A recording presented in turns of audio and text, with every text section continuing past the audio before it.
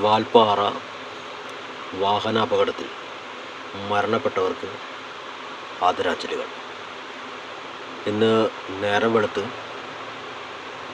WhatsApp തുറന്നപ്പോൾ തന്നെ ആദ്യമേ കണ്ട ഒരു മെസ്സേജാണ്.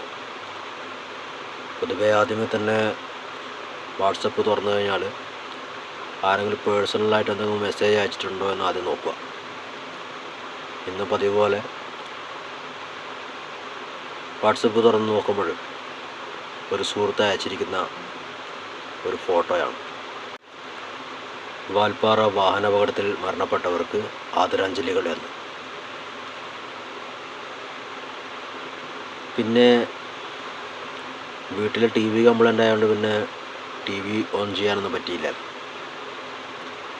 മൊബൈലിൽ തന്നെ വാർത്തകളിലേക്ക് നോക്കി. ഫേസ്ബുക്ക് ഓൺ ചെയ്തപ്പോൾ കാണാൻ പറ്റി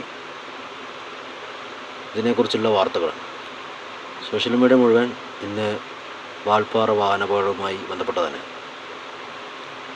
അപ്പോൾ ഫേസ്ബുക്കിലൂടെ കടന്നു പോകുമ്പോഴാണ് ഓരോ വാർത്തകൾ ഇതിനെക്കുറിച്ച് വിശദ വിവരങ്ങൾ അറിയുന്നത്.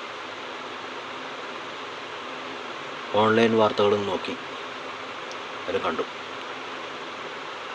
എന്ത് പറയണം, എങ്ങനെ പറയണമെന്നൊരു മാനസികമായിട്ട് വല്ലാത്തൊരു വിഷമം. എന്തൊരു ദുരന്തമാണ് അല്ലേ? അവരത്രയും പേര്, എന്നുവെച്ചാൽ 14 പേര് വിനോദയാത്ര പോയതായിരുന്നു. ഒരു ട്രാവലറിലാണ് പോയത്.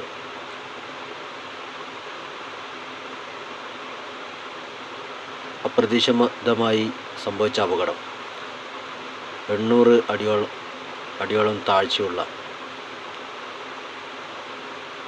ആ പാറക്കെട്ടിനിടയിലേക്ക് വാഹനം മറിഞ്ഞു. 8 പേര് തൽക്ഷണം മരണപ്പെട്ടു. അതിനകത്തൊരു 12 വയസ്സിലെ കുട്ടി കൂടി ഉണ്ടായിരുന്നു. ബാക്കിയുള്ളവർ അധ്യാപകരായിരുന്നു. ആ വാഹനത്തിൻ്റെ ഡ്രൈവർ അടക്കമാണ് 14 പേരുണ്ടായത്. ആ കുട്ടിയെ കുറിച്ചിട്ട് സോഷ്യൽ മീഡിയയിൽ കണ്ടത്, ആ കുട്ടിക്ക് പിതാവില്ല. പിതാവ് മരണപ്പെട്ട ഒരു കുട്ടിയാണ്. ആ അമ്മ വളരെ സ്നേഹപൂർവ്വം വളർത്തിക്കൊണ്ടുവന്ന ഒരു കുട്ടിയാണ്. ഒരുപക്ഷെ ആ അമ്മ പലതവണ പറഞ്ഞിട്ടുണ്ടാവും, ഞാനില്ലെങ്കിൽ ഈ ലോകത്ത് എൻ്റെ മകൻ ആരുണ്ട്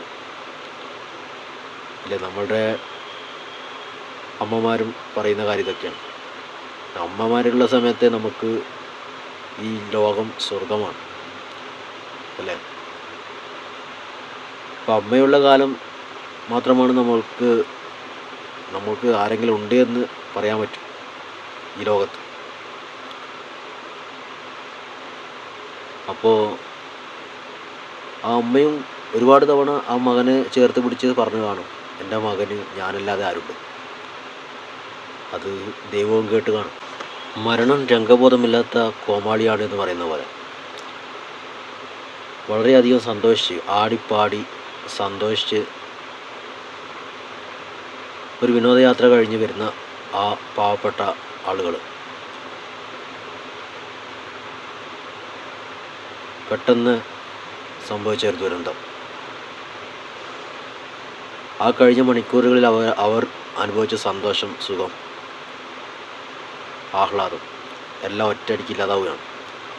എന്തൊക്കെ പ്രതീക്ഷകളായിരിക്കും നാട്ടിലെത്തിയ ഉടനെ അവരുടെ കൂട്ടുകാരുമായിട്ടും ബന്ധുക്കളുമായിട്ട് കുടുംബാംഗങ്ങളോട് ഈ സന്തോഷം പങ്കിടണം, പാടിയ പാട്ടുകൾ കേൾപ്പിക്കണം, വീഡിയോകൾ കാണിക്കണം, ഫോട്ടോ എടുത്ത് വെച്ചിട്ടുണ്ട്. എല്ലാം ഒരു നിമിഷം കൊണ്ട് ഇല്ലാതാവുകയാണ്. വാൽപ്പാറ വാഹനാപകടത്തിൽ മരണപ്പെട്ട പ്രിയപ്പെട്ടവരുടെ ആത്മാവിന് നിത്യശാന്തി നേരുകയും ജെയ്സൺ വ്ലോഗ് ടെക് 2026 പേരിൽ ആദരാഞ്ജലികൾ അർപ്പിക്കുകയും ചെയ്യുന്നു. കുടുംബത്തിൻ്റെ ദുഃഖത്തിൽ പങ്കുചേരുന്നു.